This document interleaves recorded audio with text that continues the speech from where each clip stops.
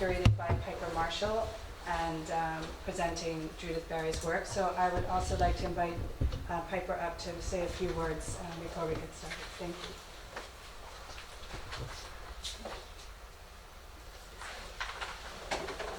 Thanks everyone for your attention and for coming. I just want to say a few words about the exhibition, which is on view right now in Midtown at 5th Avenue and 57th Street. Cairo Stories continues an ongoing series of As Told 2 works, which Judith Barry first initiated in 1986 for the 1987 Whitney Biennial. Barry embarked upon this collecting and relaying of oral history, and when I asked her about it, she told me that, in her opinion, stories that people tell embody culture. To that end, this iteration of Cairo Stories was initiated in 2003, just at the beginning of the Iraq War, when Barry had been traveling in Cairo. Between 2003 and 2011, Barry conducted over 215 interviews with Cairene women. That's roughly 26 interviews a year. Barry worked collaboratively with her subjects, recording their stories and simultaneously working with a translator to preserve the cadence, fluidity, and tone of the women's words. A group of Cairene women, colleagues, then vetted these chronicles, actively considering the political contexts of the accounts. Then when Barry wanted to image the women that she was interviewing, they refused. So to protect their identity, she enlisted actors in their place. If you go up to the gallery on 57th Street, you'll see that the exhibition takes the form of 11 diptychs, which are photographs with accompanying texts. And then in an anteroom, there are 4 plasma screen videos which animate these texts. I just want to say a note that exhibition, the installation design was by the gallery director, Jim Oliver, who did a really beautiful job. So I hope you get a chance to see it. Just reflecting upon the project, to me what's really important about it is the direct address of the narratives that Barry's preserved. And I think they really resonate now with how women today are speaking their truths. So I'm going to pass it on over to you.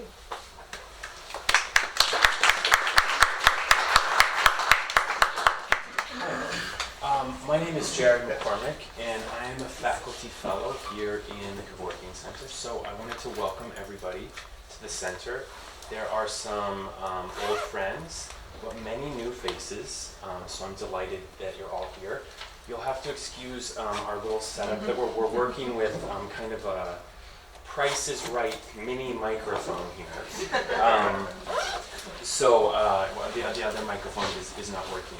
But before we get started, I just wanted to let everybody know that the bathrooms are actually in the basement if anyone needs to go down.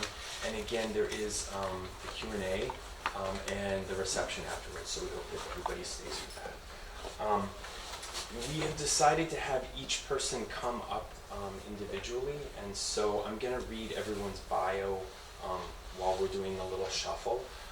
But I wanted to, I guess, really just frame this by saying that when Beth was initially in touch, it was such an interesting and compelling way to think about organizing a panel from someone's show really being an entry point into having a larger conversation.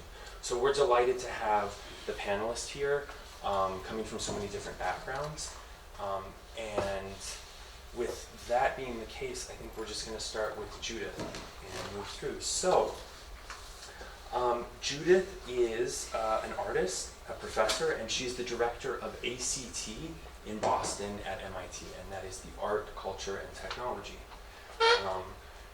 She is a research-based practice. Her research-based practice utilizes installation, architecture and design, film, video, performance, sculpture, photography, and new media. In 2000, Barry was awarded the Kessler Prize for Architecture and the Arts.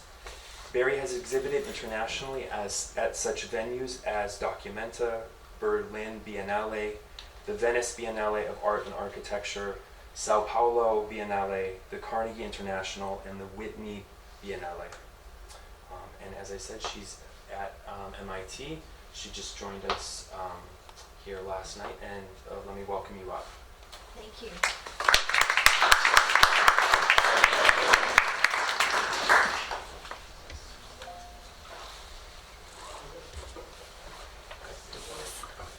Do I have to speak with the microphone, or can you hear me in the back? No. Yes? Okay, I guess I can speak with the microphone. Okay. So I'm just going to talk for about 15 minutes about the project, and see if I can make this work. How do I go back to the beginning? Does it scroll up? Oh, perfect. Okay. Thank you.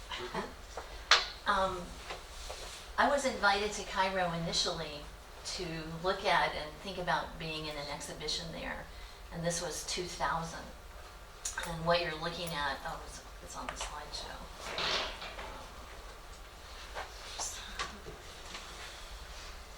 Sorry. Let's see.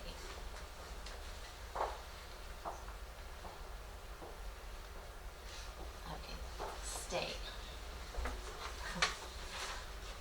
And I was asked to look and consider a project in Cairo, and I spent about 2 or 3 months off and on going back and forth to Cairo. And one of the interesting things that happened, and this was 2000, was that as I was a woman traveling alone, even while I was researching this other project and having interviews with various people, oftentimes women would seek me out because I was a woman alone, and they would, after some conversation, start to tell me their stories.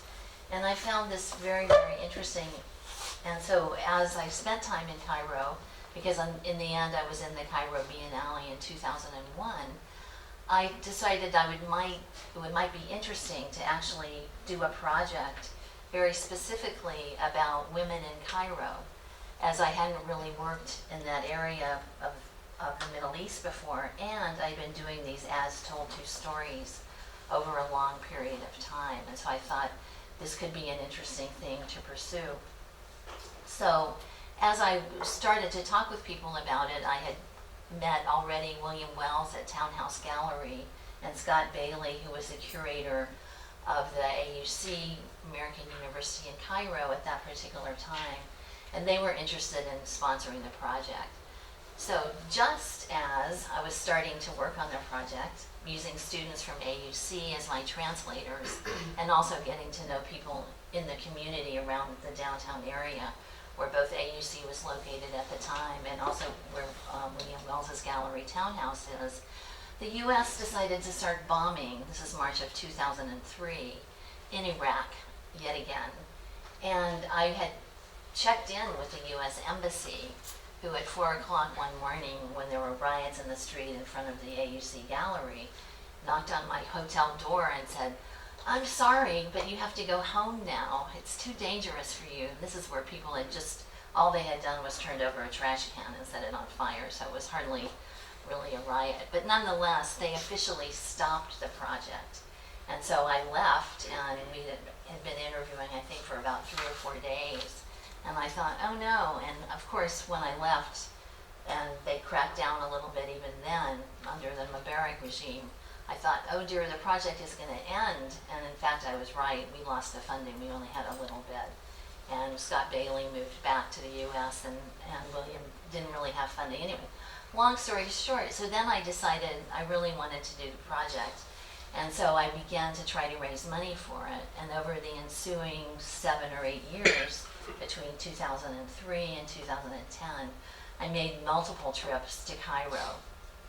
And that's how the project kind of came into being, is that I would go over for 3 or 4 weeks at a time, or sometimes less, and spend time really trying to meet different people.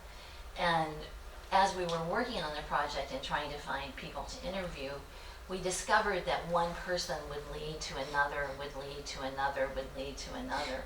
And so very gradually, over that period of time, as Piper mentioned, each trip would produce 20 or so interviews, which would then lead to the next series of interviews and the next series of interviews. And one of the things we discovered really early on was how different Korean society is from the kinds of stereotypes that that I had been anyway, familiar with. And so I decided also then that we would definitely try to make it a portrait that was a group portrait and a collaborative project.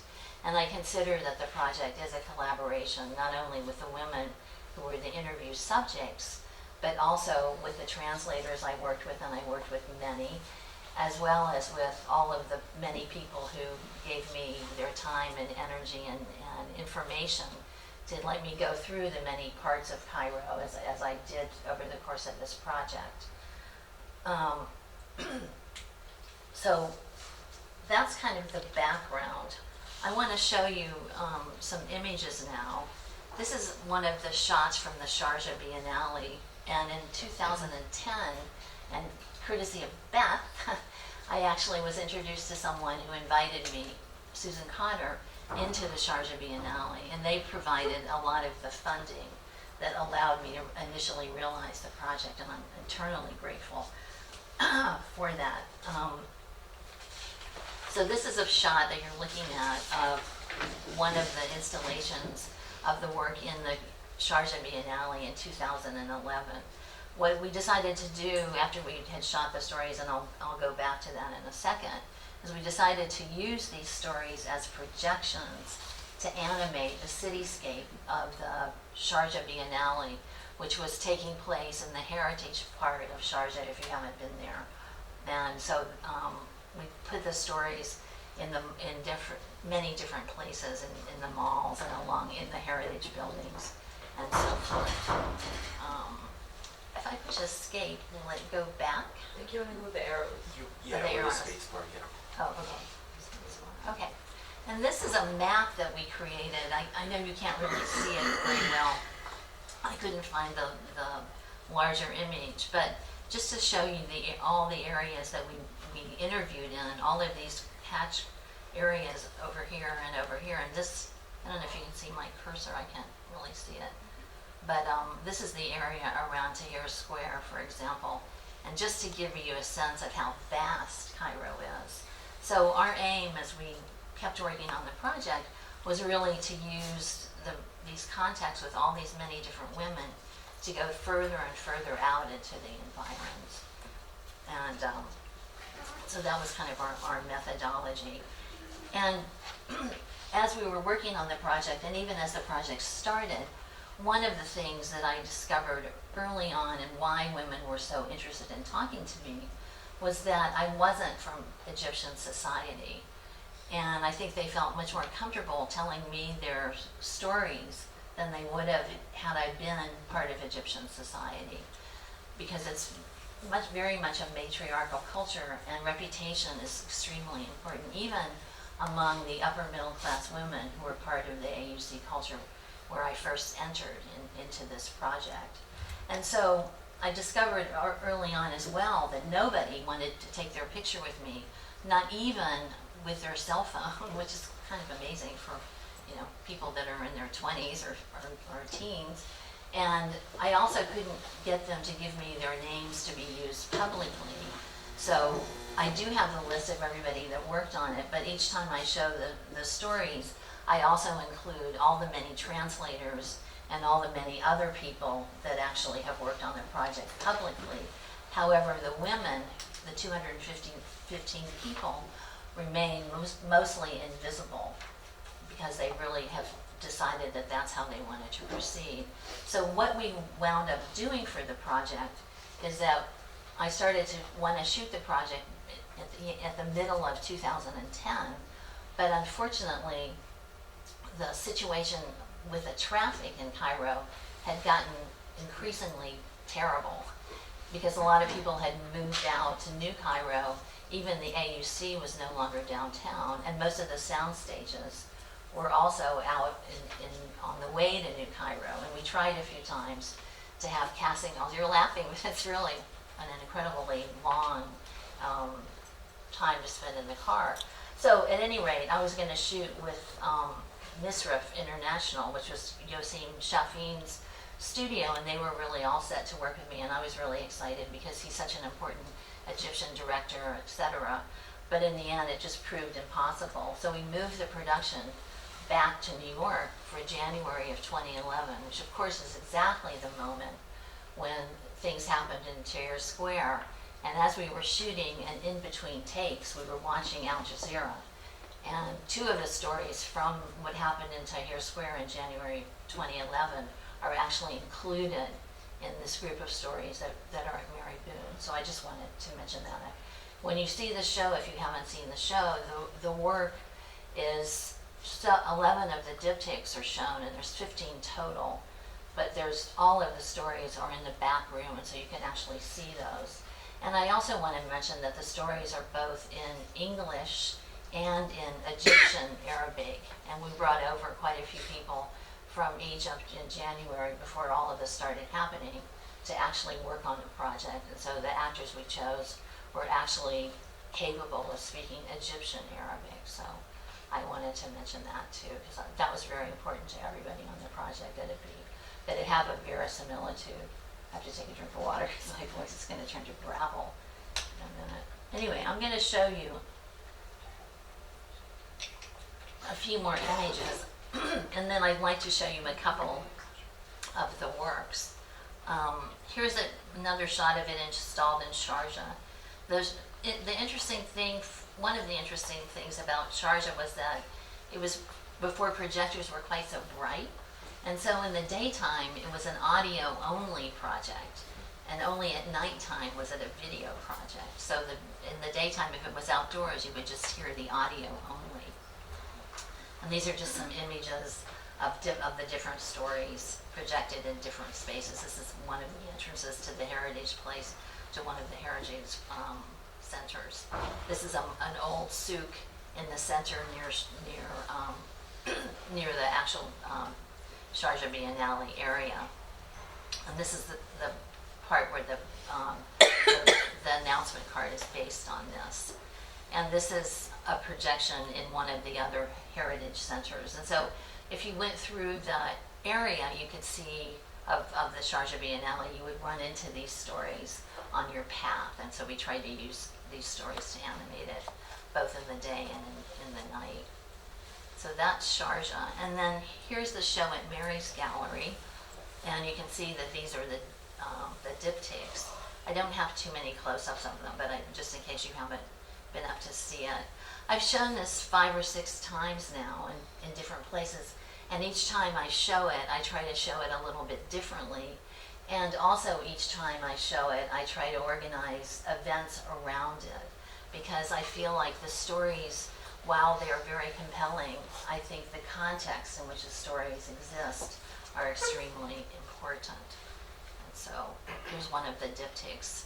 This one is about a woman who comes to, it's about clerectomies, and it's called Sewing. And each of the stories that we actually took to story form was often had multiple different interviews with the woman whose story it was, and we would go back and forth with them to check veracity, also to check that we were really getting it right, because it's I think very difficult sometimes to know what exactly someone is intending to say when they say things in an interview. And this is the area at Mary's Gallery in the back, where you can see a photograph of one of the women here next to a video portrait, and these portraits have 5 stories on each one, I believe, so that you can see them all over the course, if you wanted to stay over the course of the exhibition. So now I want to actually play a video of one of the stories, not this one. Let's see, this one.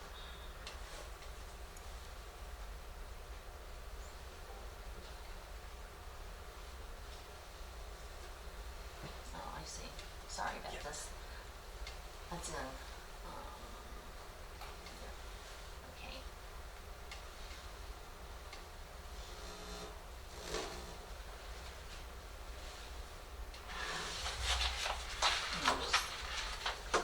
this will kind of give you the flavor, I think, of the work.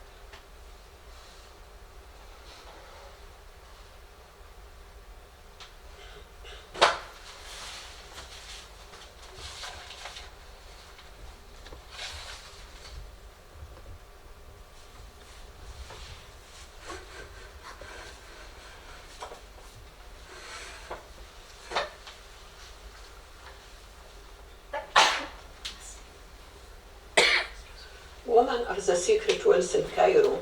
Women are the secret wealth of the world. Sometimes I say that to myself over and over again. I tell it to myself to keep going. I say this because I know woman cares about different things than man. I am 62 now. I spent most of my life among the working poor and especially women in Cairo. Did you ever wonder why family is so important here? What else is there? It is the only stability, and women keep it going. The people you see, the women you see at people's home doing menial job, they are the main providers for their families, not the men. They pay for them more than the menial job for men, and they pay much more than the police or army work the men get. The women that they work for her, they pay them well because they understand their position in their families as the main earners. They recognize this. And after a while, you consider them as part of your family and you care about them as family. Every year, 200,000 young people enter the workforce, and every year, at most, only 60,000 new jobs. College tuition is free if you can get into college. The primary education is compulsory. So things getting better for women because more and more register. So that means they can practice their rights. It is in the same time getting more conservative. It is the year of the woman. Although all the male judges voted to ban women from becoming judges. Even though the Constitution says that man and woman has to be treated equal. This is really much more telling to me than that many women now wear headscarves. You might think that headscarves means conservativeness. Not for all. Many women wear headscarves for many, many different reasons. So you can't judge by the scarf. It can be for different things. Perhaps that the woman saying that they have tried the Western way, it didn't really work for them. So they decided to do something different.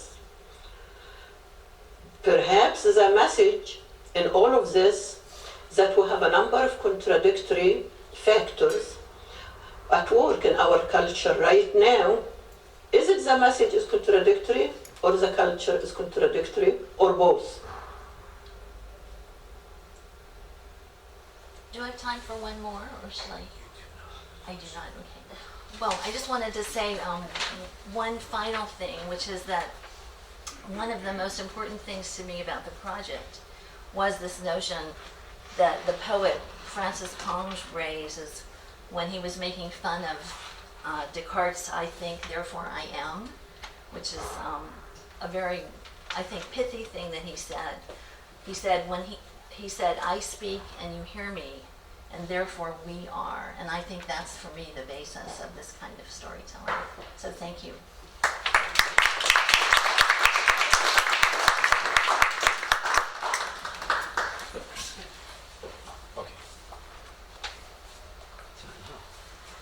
Okay, thank you. So next up we have Lina Atalla. She's the co-founder and the chief editor of Madamassif, a Cairo-based news website. She's been a journalist for over a decade, covering primarily Egypt and the region, including the Syrian Revolution, and in Iran 2013, the presidential elections. She was previously the chief editor of Egypt Independent, another Egyptian leading English newspaper. Thank you. Welcome.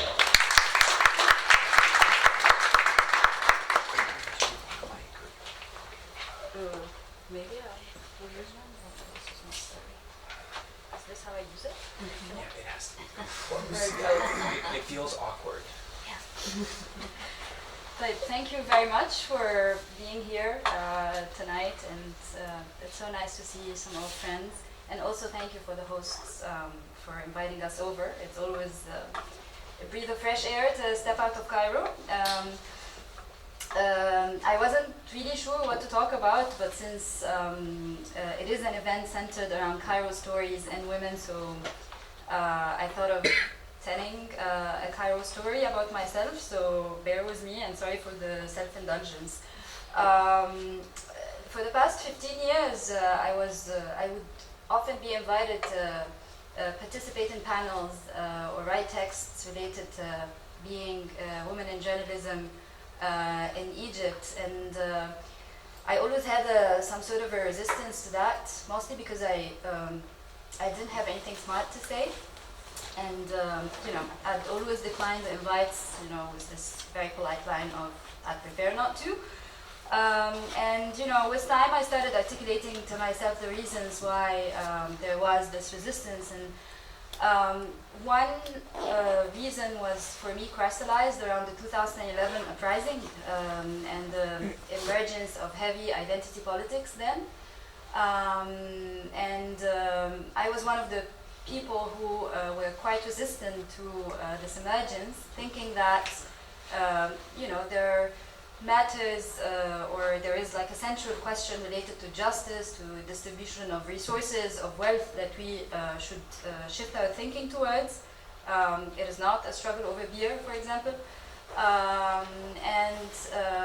The fact that these identity politics, developed with time, and the uprisings evolved into this binary of us in the Middle East and the Arab world having to choose between different iterations of military dictatorships or slash secular authoritarian regimes on one hand, or religious, political, conservative forces.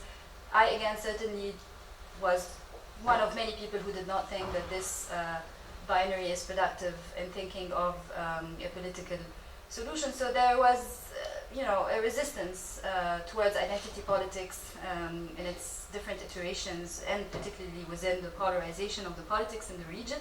So that was one reason.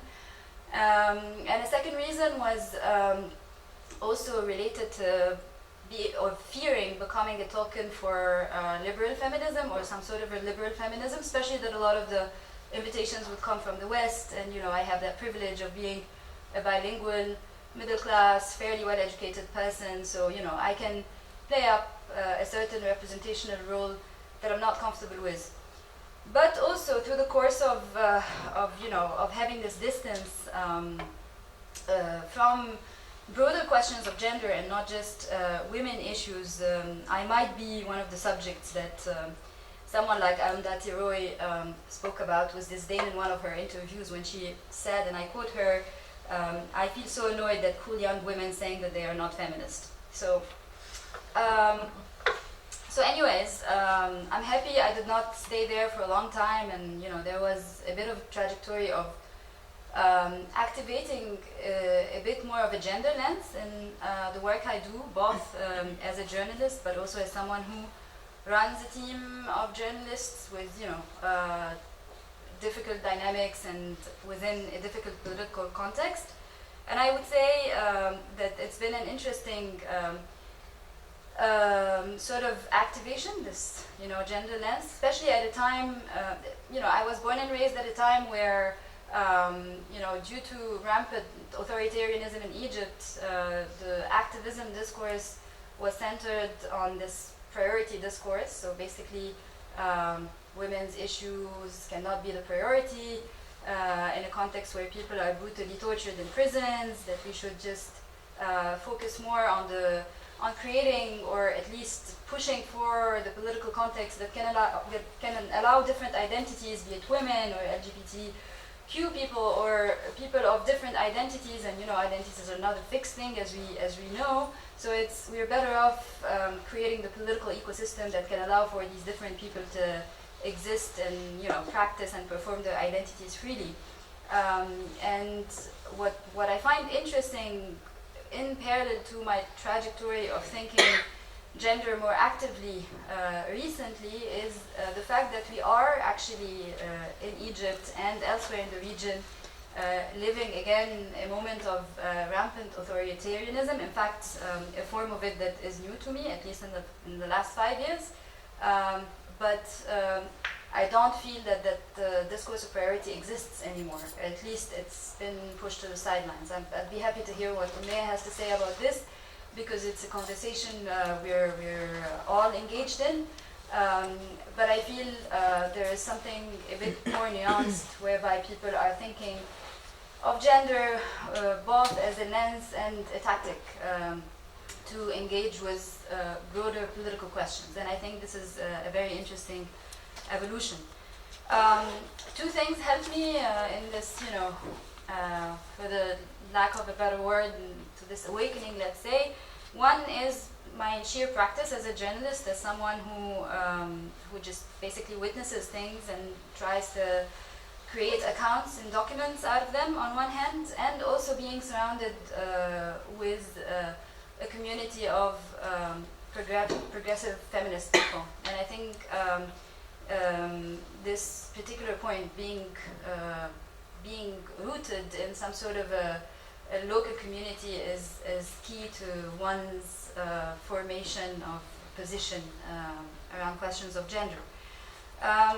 In terms of practice, I'll just refer to two very quick examples that both happened in 2013, which is a very formative year for me, and that actually also helped me form, what would be the beginning of more concerted thinking about gender. So I co-founded MADA with a group of journalists in Cairo, a group of 24 journalists in Cairo, on time to witness what would be the most significant and turbulent massacre in modern days. And I happened to also be actually covering that massacre myself. And I witnessed, like many other journalists, that process of annihilating bodies, masses of bodies based off their identity, their religious/political identity. And not to sideline the atrocity of that massacre. It's as I said, it's a very formative moment to me and to my politics and to my practice. But also, one of the things that stayed with me from that experience is that it was, for me, that manifestation of that theoretical idea of bodies being constructed to serve certain functions, such as the exertion of power. That was, for me, the most crude manifestation of this idea. And the entry point to gender here is that we might want to think of staying away from the reductionism of the binary in thinking about gender, and thinking rather of the structures of power that lead to gender troubles. And in that same summer, I also happened to follow the work on a very completely different path that has nothing to do with politics and violence. I mean, it has to do with politics because everything has to do with politics, but not with the political violence of Cairo. So I happened to be following the work of an artist who was based in Cairo at the time. And she was basically documenting, her name is Kinda Hassan, and she was basically documenting a Shiite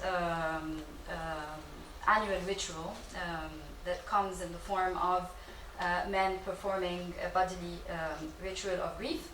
And through her documentation, she was basically trying to freeze a certain moment whereby a woman spectator, and generally in this ritual, women, sit behind and sort of watch the ritual.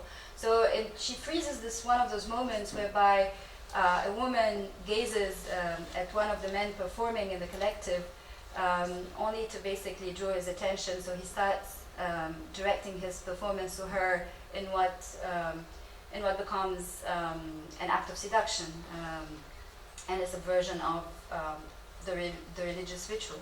So again, it was an interesting idea of an interesting entry point to thinking of, again, this notion of gender roles and the ways in which they can be subverted and the ways in which we can talk about that and we can witness that from our positions as simple witnesses. These incidents and many, many others basically were, the key for me to understand the idea of gender as a bodily discourse as opposed to a fixed identity, and I think this is what we've been trying to streamline in the work we do in the newspaper, in the media that I run.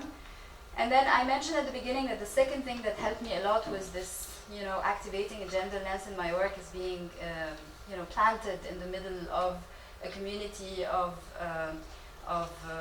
activists and feminists who, would push my thinking and teach me a lot of things. And, I make sure that this community is right at home in the newsroom. So, I'd like to give credit, for example, to my co-editor, Naira Antoun, who has been our society editor and who has made this fantastic work of connecting MEDA to a lot of the other feminist assemblages that exist in the country, but also in the region. Feminist collectives that don't only work on advocacy, but also that work on knowledge production. And I think that I can easily trace the connection between our ties with these groups and the beginning of activating a sense of intersectionality in our work, which I think is very key to what we do.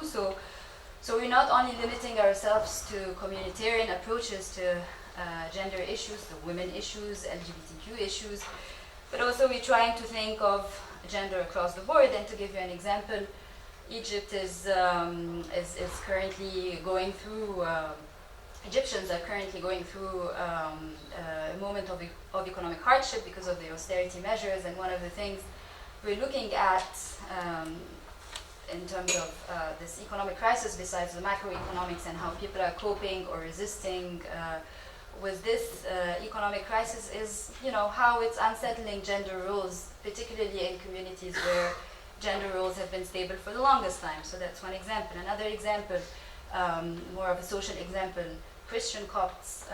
This is the largest minority in Egypt, and and for that reason, it is a community that we care so much about covering. But it's not just a question of covering them, it's how about the women constituency in this community and their very specific struggle with being women within these communities, in the sense of, for example, the personal status laws that intervene with their everyday life and their basic rights, such as the right to get a divorce, for example. So intersectionality is important in newspapers as much as it is important in academia.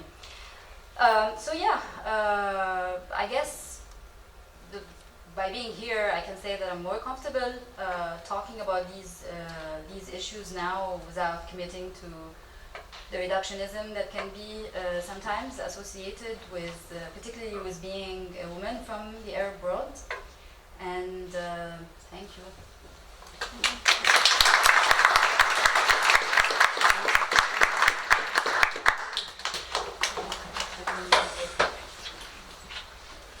Thank you.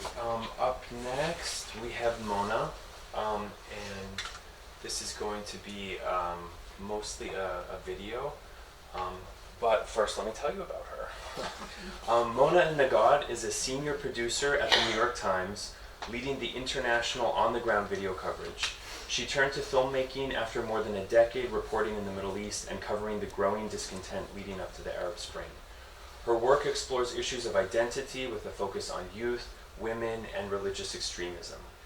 Mona was a Pulitzer finalist for a story tracing the formation of a young man from a bodybuilder into an ISIS fighter. Her work with a team of reporters documenting the Rohingya massacres in Myanmar was nominated for an Emmy. She produced Ladies First, a documentary that goes inside the largely inaccessible world of Saudi women, and the story of Esra, which explores social change in Egypt through an intimate tale of one woman's quest for independence. Mona studied political economy at Georgetown University and received a master's degree in news and documentary right here at NYU.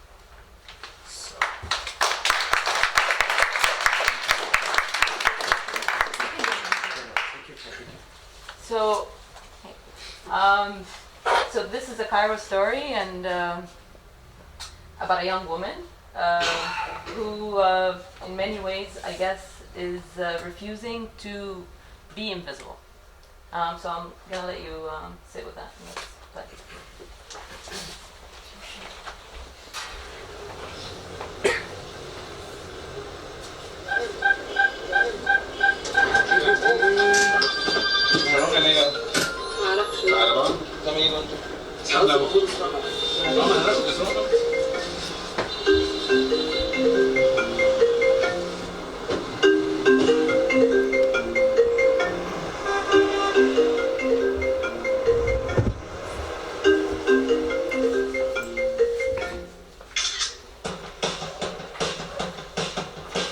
أنا وسارة وباتريك وشلبي قررنا من فترة كده إن إحنا يبقى عندنا بيت.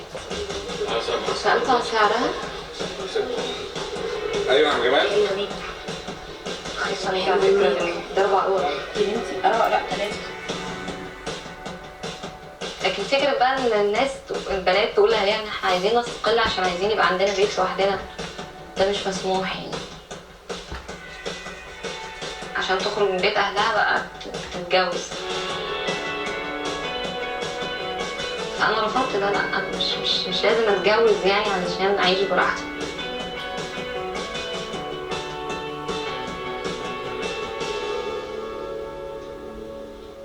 بيتي مساحة مش آمنة 100%، يعني أنا تم انتهاكي بكل الطرق باسم الدين.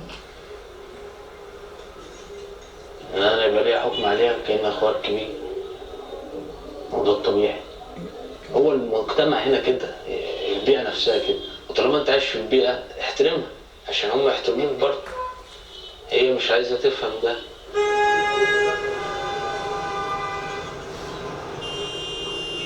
ايوه معلش انا في شارع التحرير اهو، بس الدنيا واقفه سيكا.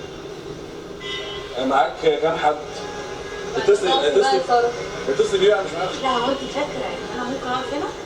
ممكن تقفي قدام شويه. يلا بس عشان طب شلبي يصورها حلو. طب تعالوا ورايا بالعربيه. ماشي. الموضوع هنا في مصر صعب ان ولاد وبنات يعيشوا مع بعض. مش بقى صعبه، دي شبه مستحيله فعلا. البنت اللي عايشه بعيد عن اهلها هي بالنسبه للمجتمع عامله بالجنس يعني.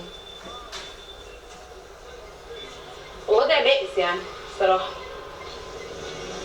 النظام او الدوله مش بس بتحاول تحاربنا يعني سياسيا، هي بتحاول تحاربنا كمان اخلاقيا ومجتمعيا يعني. مش سهل يعني.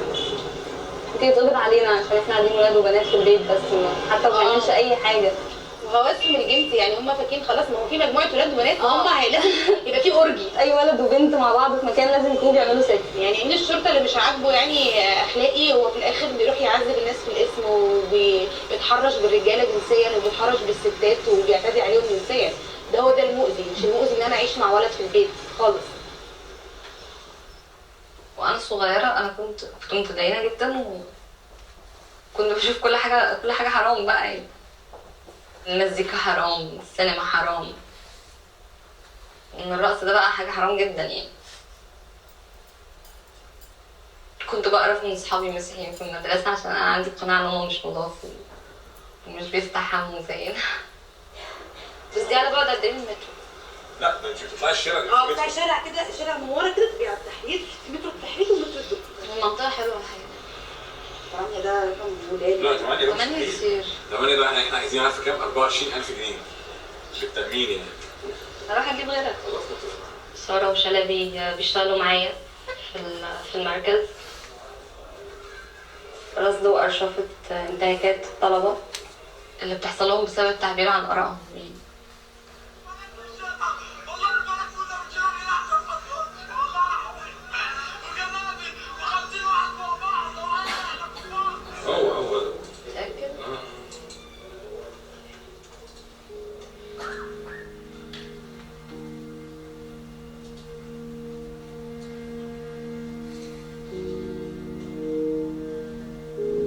دولة هنا في مصر بتحارب المنظمات اللي شغالة في حقوق الإنسان، وبتحبس ناس منها وبتحجز على فلوسهم وبتمنعهم من السفر وبتأيد حركتهم.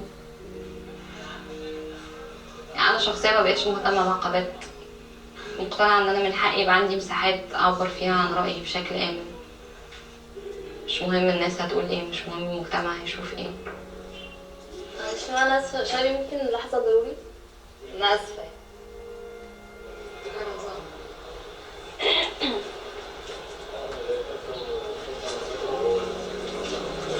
ممكن اجي اشوفها النهارده برضه، فاهمني؟ يعني لو في حاجه في مش عارف غير نسيت حاجه فيها اي وقت النهارده. كل حاجة مؤذية حصلت لي وأنا صغيرة حصلت لي في بيتي. ضربت في بيتي، تعرضت للختان في بيتي. طبعا ممنوع خروج لوقت متأخر، ممنوع ألبس براحتي، ممنوع يكون عندي صحاب ولاد. أهلي مش مهتمين يعرفوا أنا بفكر في إيه أو عايزة إيه أو نفسي في إيه، ومش مهتمة يعرفوا أنا بعمل إيه في حياتي.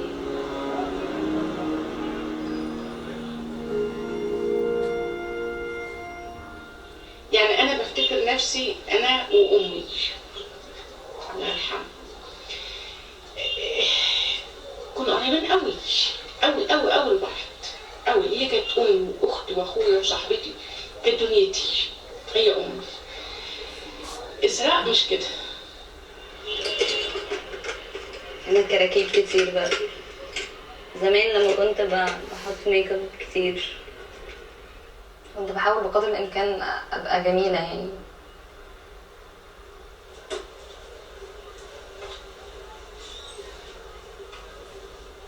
صراحي القديمة بس معرفش ليه محتفظة بيهم لحد دلوقتي. هي إسراء مقتنعة إن الحجاب مش فرض. أنا كل اللي قلقني هل لو صبحت أنا ميتة هل هتحاسب على إسراء ولا مش هتحاسب على إسراء؟ لأن أنا مش قد عذاب ربنا، أنا مش قد عذاب ربنا. أنا خلعت الحجاب في أغسطس 2014. كنا في الصيف وبالليل بقى وهوا، فأنا الهوا بيطير شعري وبيجي على رقبتي، فأنا كان بقالي تقريبا 8 سنين الهوا عمره ما لمس رقبتي. أخويا ضربني كتير اليوم ده، كان بيضربني بأي شكل وفي أي حتة في جسمي وبأي طريقة، كأنه بيتخانق مع واحد بلطجي في الشارع يعني. هما في اللحظة دي أنا حسيت إنه هم عملوا كل حاجة. أنا قمت من الأرض وقلت لهم إن أنا والله مش هلبس الحجاب تاني مهما عملته يعني، وخلاص ضربوني موتوني، بس أنا خدت قرار ومش هلبس طرح تاني ومش هنزل من البيت تاني بالحجاب.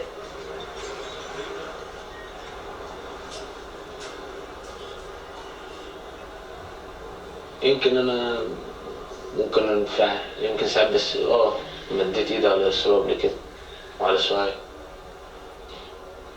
الكارثه مش ان هي تقلقه، الكارثه انها بتقول لا ده هو مش فرد، يعني بتشكك، وده في حد ذاته بيبقى كارثه.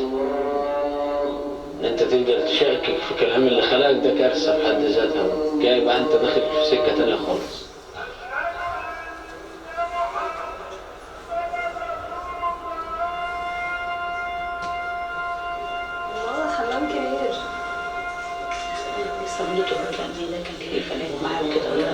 دلوقتي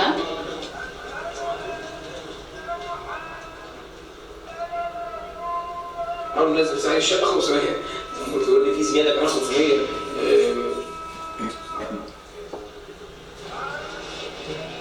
البيت دلوقتي هتسكن عني.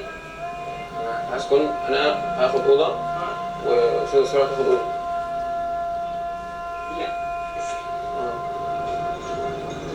قال لي طيب في حاجه تانية في المساحه، بس هاخد 50 جنيه رسوم معينه. قلت له لا والله ما تلاقيش. يعني احنا رحنا على الفاضي يعني انا رحت المشوار ده على الفاضي. تمام، الدنيا حر ونتكلف بنزين عشان معلش يعني المره الجايه ابقى اجيب نسيب بس البلوره الشفاف بتاعتي في البيت يبقى اشوف فيها المستقبل، ابقى اجيبها واعرف بقى اللي هيحصل ونتغاضى ده كله، نسكيب ده كله. انا مش همشي من غيرها تاني معلش. يعني احيانا بحس ان انا وحيده، يمكن حاليا الشعور ده مش بيجي كتير. سلام وسارة اصحابي وباتريك هم عيلتي، وعلي كمان اثر بقى بجد، يعني اثر بشكل كبير في شعوري بالوحده، ان انا بقى عندي حد بيشاركني تفاصيل حياتي. ما عنديش بيت دلوقتي، انا مشردة. شعري ايه؟ قصدك ايه؟ قصدك ايه؟ شعرك احلى من حياتي يا حبيبي. انت عارفه دي؟ عارفه دي؟ كانت واحده بتقول له لا، وامبارح بقى هو منزل صور لينا مع بعض، واحده داخله عامله كومنت ايه ده شعره احلى من شعري، انت بتحط ايه في شعرك؟ بنوته جميله كده. اغلب الرجاله في مصر ذكوريين وراجعين، لكن ما عنديش موقف من الرجاله طبعا يعني في المطلق كده، لا في اكيد في رجاله كويسين كتير.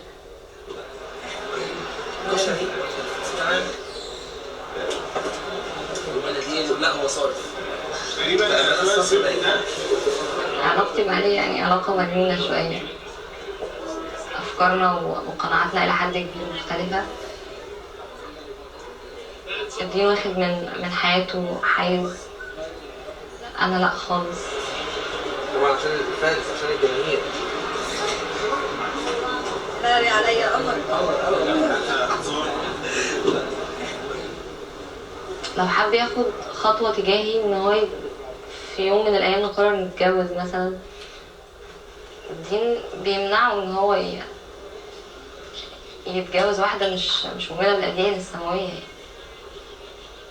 يمكن أنا بكلمها أكتر في موضوع الجواز أكتر منها يعني، عشان أنا من جوه مرتاح أكتر. بجد ما فكرتش في الموضوع بالصورة دي قبل كده يعني، بس أنا حريص على إن يبقى في حاجة رسمية بقى شرعية أيا كان المسمى بتاعها، بس يبقى في خطوة عشان أريح دماغي. أنا معرفش هي ممكن تكون بالنسبة لها واقعها إيه يعني.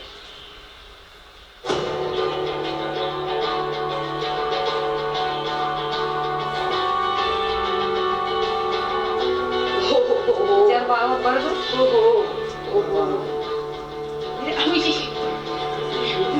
انا الدكتور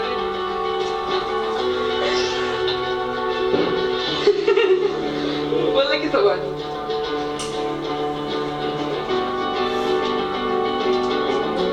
بتقول يا شباب سارة بتصور.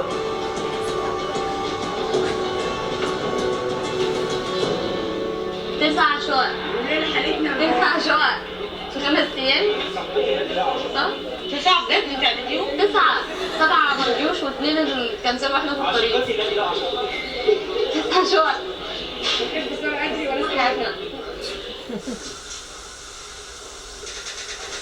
احس ان انا عندي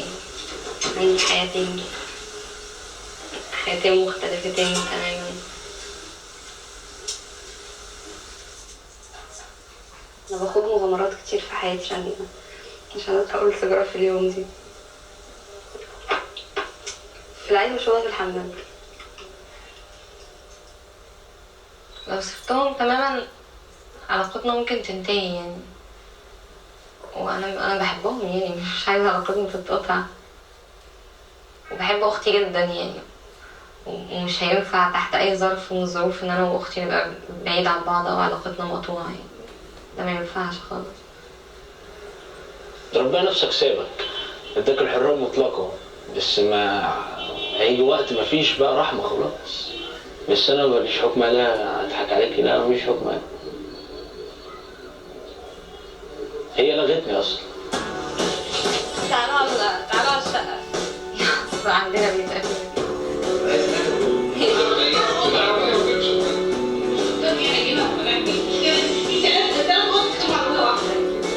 خلاص جبنا الشقه، مش هنخسر بعض عشان لا هنخسر بعض. كمان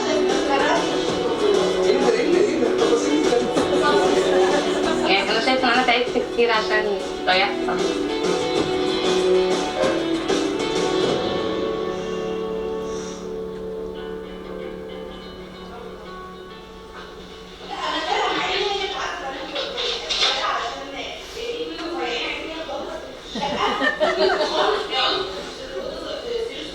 اتنين تخان ايه؟ مش يعني ايه؟ مش فاهم اتنين تخان يعني. يعني حرام ان الناس اول واحد تقعد في السن. انا يعني اول تسيب التسجيل ده انا مثلا هجيب بكره. خلاص تاخد كده الاوضه دي يا جماعه. انا هنا في امان يعني. مفيش حد هيتحرش بيا، مفيش حد هيديني امر. اللي بيقدر ياخد المساحه بيقدر يعبر فيها بالشكل اللي هو عايزه تماما يعني.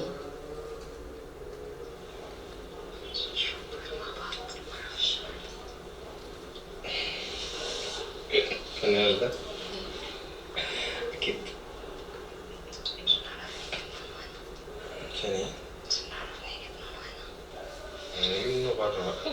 نعرف نجيب منه ده في البلد دي.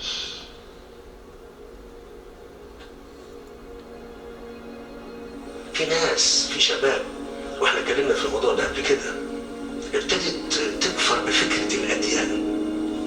فاحنا مش بندافع عن الإسلام، احنا بندافع عن اللي بيحاولوا يخلوا الناس ما تقول ان تنكر الأديان، كل الأديان. بعد الثورة بسنتين ونص ابتديت احتك بيها بشكل مباشر بقى، وابتديت انضم لحركات، وناس بتموت وناس بتعتقل علشان احنا بنقول حرية، عشان نفسنا نختار.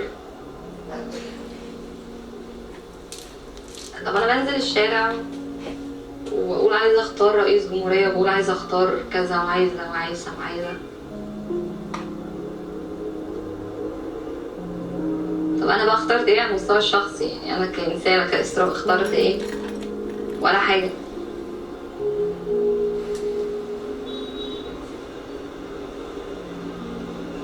ايوه انا ليه لازم طول الوقت اكون بتخانق مع الناس على ارضيتهم؟ يعني انا ليه لازم طول الوقت ارضي الناس المتدينه وارضي الناس المحافظه؟ ليه ارضيهم؟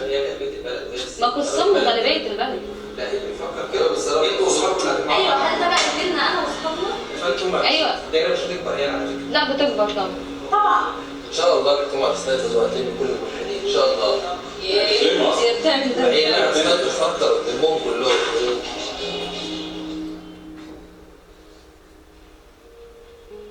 مش فاهم برضه يعني ايه؟ ايوه انا مش فاهمه انت بتعمل ده ليه؟ يعني ايه مش هيردوا عليا عشان كده؟ لا مش فاهم.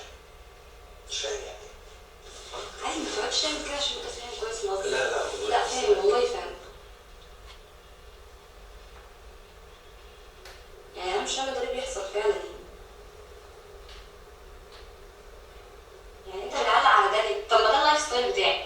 يعني لما هو وحش انت معايا ليه بقى؟ مش فاهم يعني تاني كده معلش. ده اللايف ستايل بتاعك يعني مش انا ما قلتش انت بقيت على فكره. امال انت قلت ايه؟ هو انا لما بقول ان الحقوقيين دول بالنسبه لي ما بيعملوش حاجه في حياتهم واللي بيعملوه ده بالنسبه لي تافه. ده اي شيء هيك في حاجه. بس بغض النظر عشان يعني مش الموضوع ما ينفعش نص الطرف. لا الموضوع مش هياخد اكتر من حجمه عادي يعني انا مديها حجم. نعم؟ قلت لي تاني كده معلش. ايوه ما خلصتش كلامي يعني. المفروض ان انا اعمل ايه؟ المفروض ترد عليا يعني. انا قلت لك عشان الموضوع مش كل حاجه. لا فين ده اصلا ردك على الموضوع؟ انت بتقفل. هو انا بسمع رايهم في الكلمه دي مناسبه ليكي انا مسالم مش مناسبه ليكي خلاص هو ده اللي عندي وخلاص. يعني ايه هو ده اللي عندي؟ احنا هنقعد نرغي في حوار تافه كتير ليه يعني؟ لا الحوار مش تافه ومش كل حاجه هتبقى تافهه ومهمه بناء على رايك يعني وجهه نظر. الحوار مش تافه. ما الحوار مش تافه. مش كل حاجه نفتحها مش مهمه بالنسبه لك تقولي الحوار تافه. الحوار مش تافه. ايه حاجه انت عايز ايه؟ مش هقعد تاني في حاجه.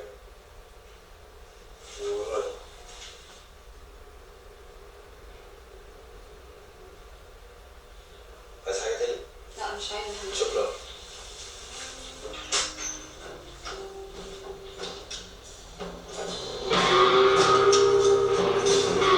دي شوية قصير قوي كده صح؟ فين اللي كانت عاجباني؟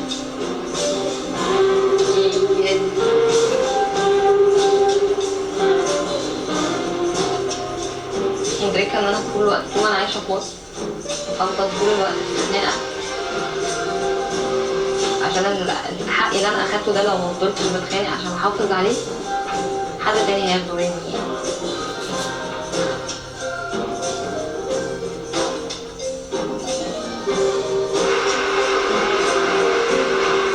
خايفة من الناس ولا خايفة من أهلي ولا خايفة من أخويا ولا خايفة من حد معدي في الشارع. النهاردة أنا بنت حرة بتعمل اللي هي عايزاه. مش خايفة من ربنا؟ مش خايفة من حاجة.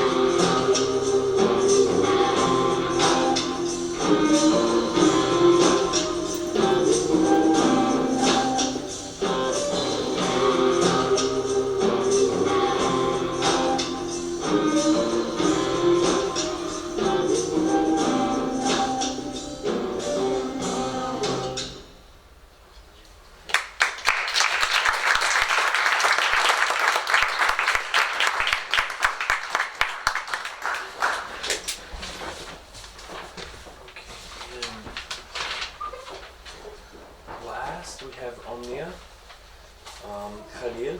She is a PhD candidate at the City University of New York in anthropology. She's also the co-founder of 10 Tuba, applied research on the built environment. Her current research, titled Urban Geography of Violence in Post-Revolutionary Cairo, focuses on forms of violence in a local community of Bulat Abuela in Egypt. She's an engaged scholar and urban anthropologist and has over 10 years experience in social mapping and participatory community urban action planning. Omnia was heading a participatory community action plan in Ramlet Bulat and was a post-MA fellow in the anthropology department at AUC, where she finished her thesis in cultural anthropology. Her MA thesis is titled The People of the City, Space, Laboring, and Power, Unraveling the How in Ramlet Bulat. During her MA thesis, Omnia participated in a one-semester exchange program with Jawaharlal Nehru University in New Delhi, India. Thank you. And I'll load your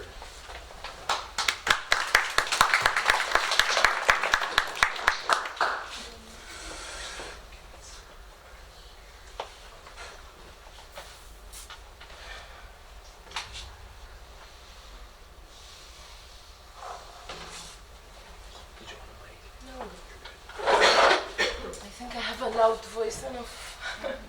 Okay, so thanks for everyone, thanks for Beth, thanks for Jared for inviting me today. So what I'm presenting today is actually part of my ongoing research. The research main question is about in what ways did some of the residents of Bula Abu Laila compelled with pro-regime violence against the protesters, though they could ally to the demands for social justice and equality. So I'm staying with this, I think, for the next 7 years of my life. It's so scary.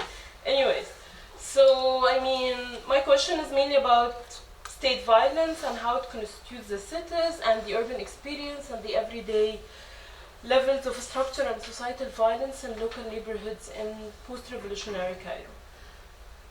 So the research unraveled actually 3 different areas in Bula Abu Laila. This is Bula Abu Laila. This is Tahrir Square in here. This is the Malik Island. So the research is in 3 different areas within the district. Tonight I'm only speaking about one of them, which is Wakalat al-Balah. That is in here. So Wakalat al-Balah is within this yellow triangle. And I'm looking at Wakalat al-Balah, where they do sell used stuff or second-hand, mainly second-hand clothing, and moreover they sell metal accessories and metal work in general.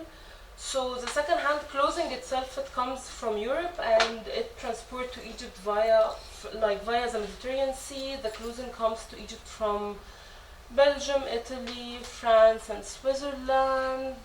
This is how it comes to Port Said, and then it's being transported to Egypt. This is all kind of legal illegal. I hate this framework of legal illegal, but I mean there is a lot of issues whether it's legal and illegal. The state is making a lot of money out of this, but in the same time as if it's happening in the shadows. So I mean it's the formal informal economy relationships that we have in Egypt. So the market actually started its urbanization with the district of Bula itself in the Mamluk era. It was 1771 when the River Nile settled down. So when the English army left Egypt, they left many used clothes, tents, car tires, accessories, planks, and other stuff.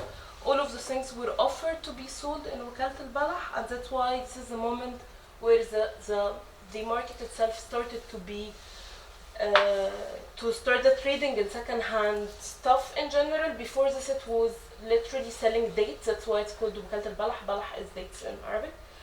So the import from Belgium, I don't know, estimated in 2014 to be 1.68 million US dollars, and in 2015 it reached 3.5 million dollars, and it increased like for that much because of economic deterioration in Egypt. So most of the middle class now are actually buying the second-hand clothing. Middle class with the different social stratas within the middle class.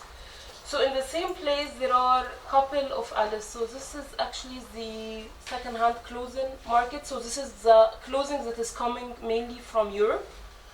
It has like a clothing racks. It's somehow in a way or another organized.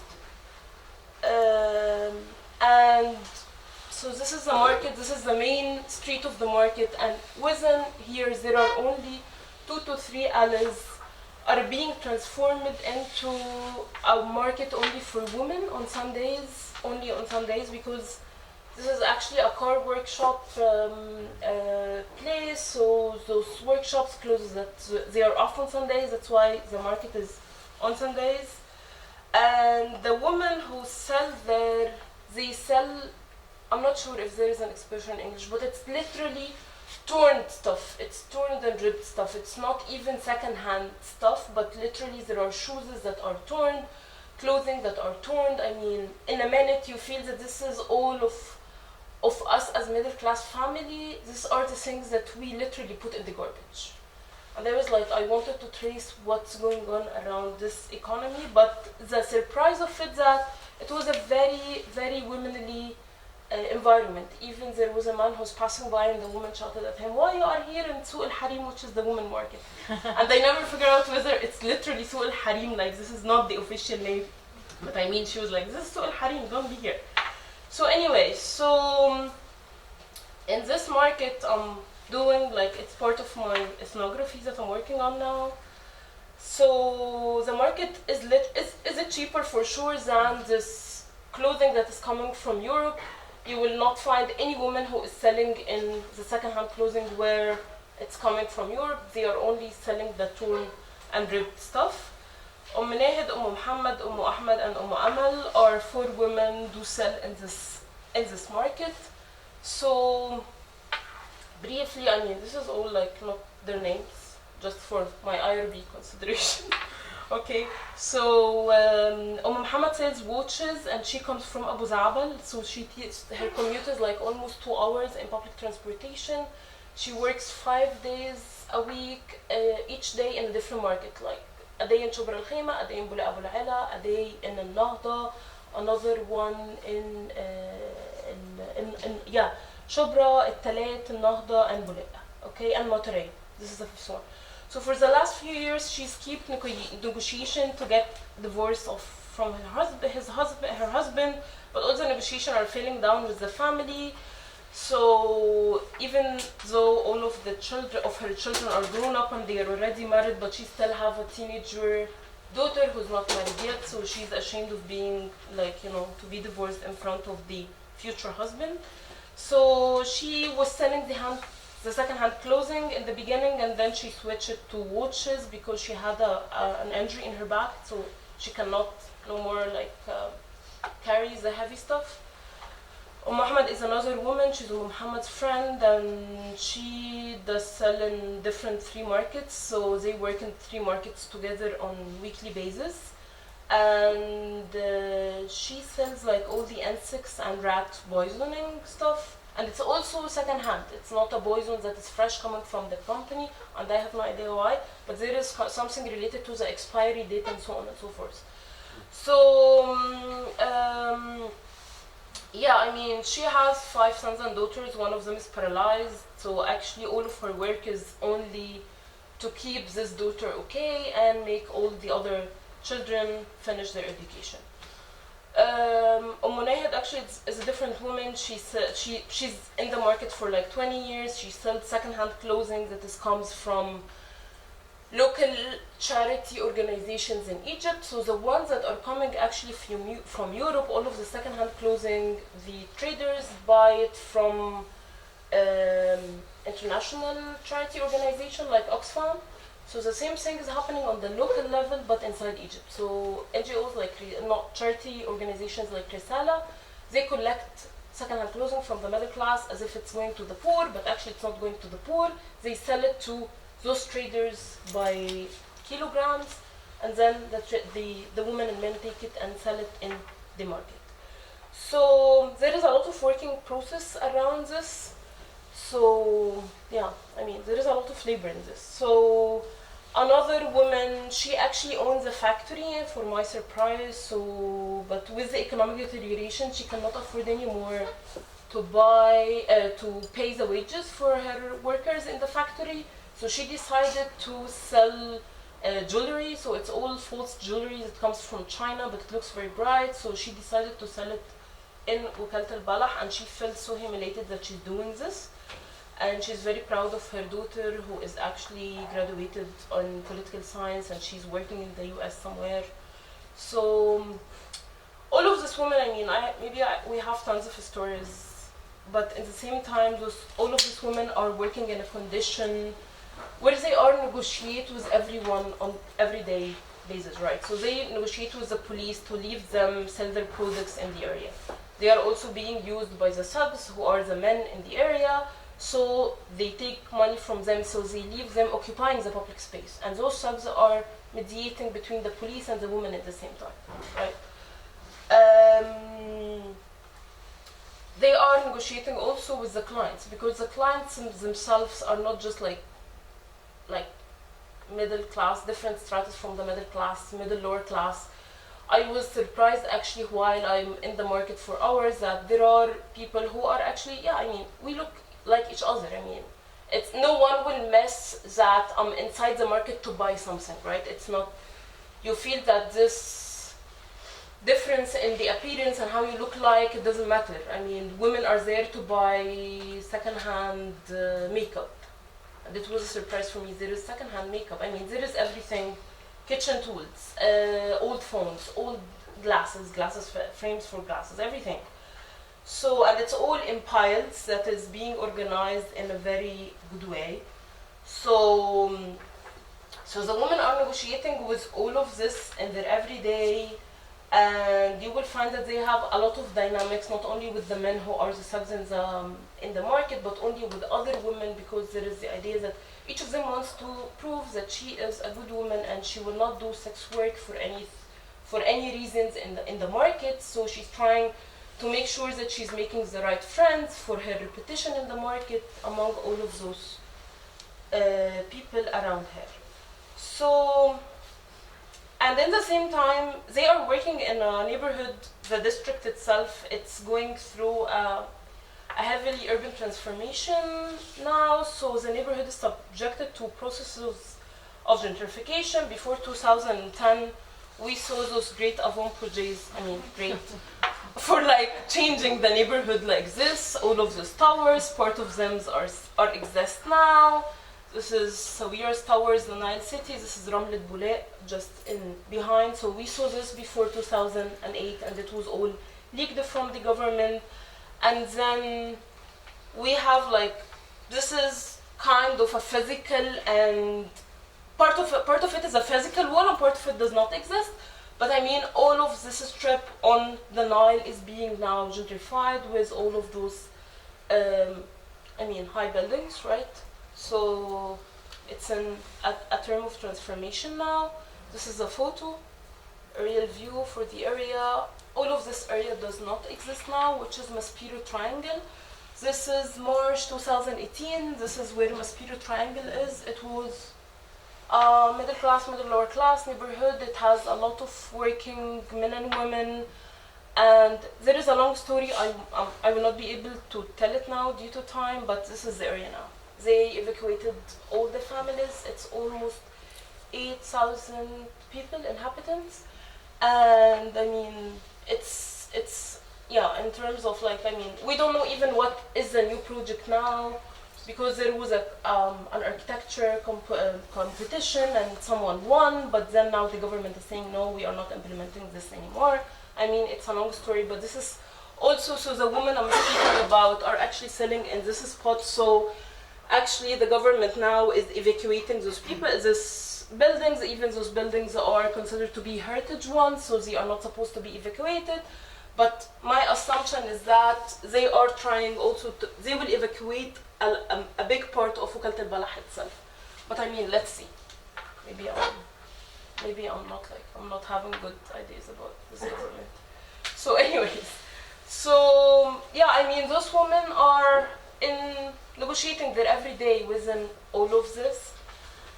And the state is there, I mean, doing everything, policing the public space, playing and negotiating with the women and the men on the everyday basis.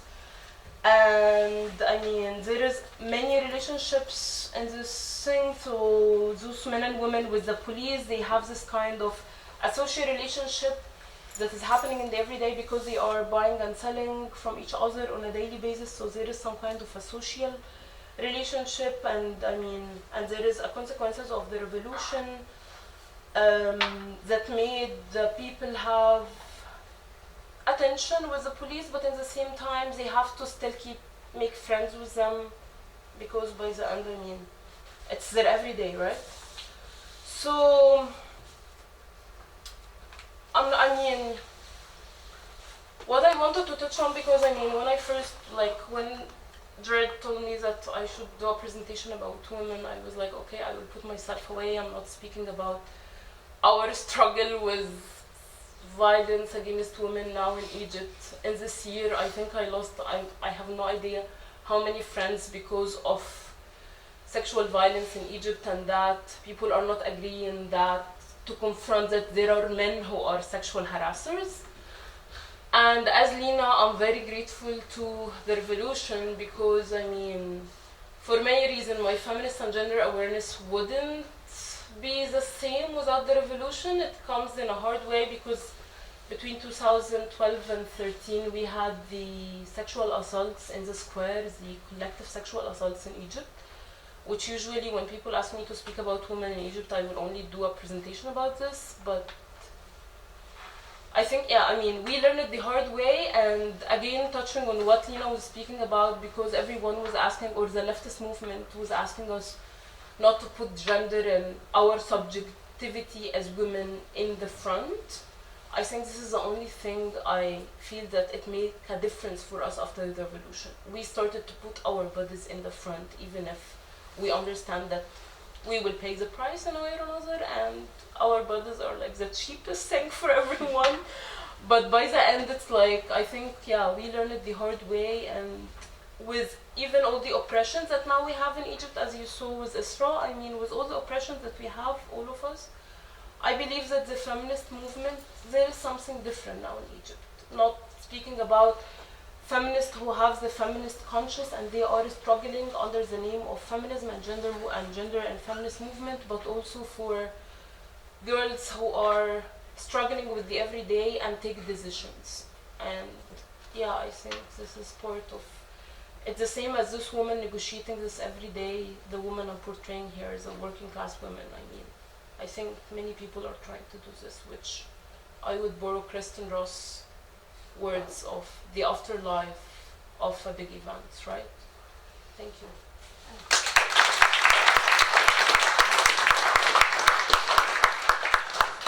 If I may invite the panelists up for Q&A.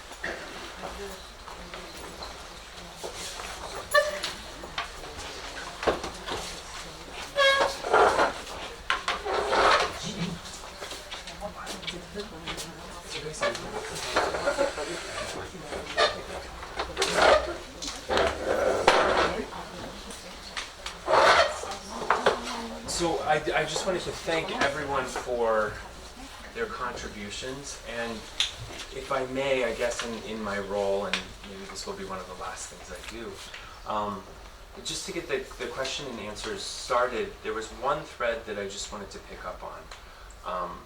And so starting with Judith, in the video you showed us, the woman, I think one of the most memorable things she said was, what else is there besides family? And then we go to Lena, I think, who presented us with a very kind of reflexive portrayal of herself. And I think one of the most compelling aspects that you brought up that really was the thread that continued throughout all of this was this idea of community. Or if we extend that even further, the people that really sustain you, that support you, that surround you, that may be your family and otherwise. And certainly that continued with Esra as we see these tensions between her biological family and her friends and otherwise.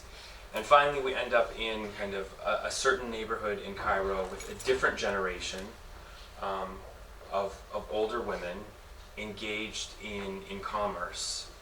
And so I'm just mentioning this because I think another point that Lena mentioned was as quickly as things have changed in the country and the economic kind of uncertainty has really pushed these questions of community, of family, of kinship, of belonging into new terrain. And so just, I'm offering that as something that you guys might want to comment on more.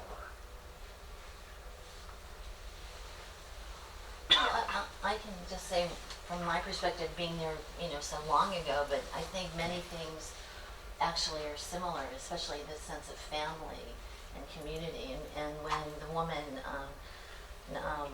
Nadar, who's interviewed, she's really talking about how women are really the bulwark of the family, because the jobs for men, she was actually a working class woman who works in human rights, in fact, the woman whose story I showed. And so she really had people working with her in her family that she hired, that she felt compelled to take care of. But simultaneously, she was very concerned about the fact that there were no jobs under Mubarak. And so many people were working either for the military or for the police. And she once, we didn't put this in her story, but she told me that the average paycheck was $80 a month for the men, whereas she was able to earn much more as a woman because she did a lot of things, she wasn't selling anything, but she had multiple jobs. And so that's, I think, a really interesting corollary between the kinds of freedoms sometimes that are available when you're not from the upper classes, where many of the young women I was working with, they felt more prescriptively inclined towards what their families wanted because of the whole issue of reputation. And so they felt like there were many things they couldn't do because they were from the upper middle classes or from the upper classes. And I think that's something. Is that something that's still going on? Because it seems like from what everybody was showing and talking about today, that there is a nascent feminist movement that's actually kind of boiling up through some of these issues that happen because it's given people a sense of more freedom, even as it's simultaneously extremely repressive. And I've heard that from some of the translators and people and women who vetted the stories initially too, but I wasn't really sure until all of you presented how this was actually percolating along within Cairo, so I'd be really curious to hear your points of view about that, for me.